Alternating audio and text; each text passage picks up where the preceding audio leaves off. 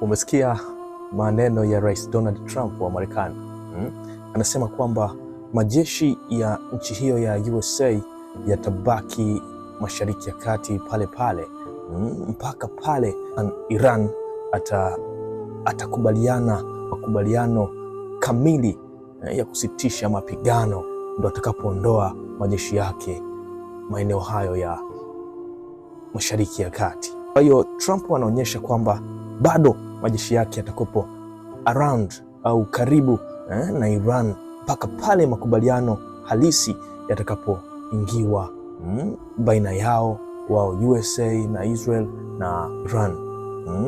Kwa hiyo bado inaonyesha kwamba kila mtu amekaa bado chonjo, huku tena Iran naye akiendelea bado kucontrol ule mlango wa Hormuz. Tuendelee kufuatilia, tuendelee kusikiliza kwamba kinaendelea nini tena.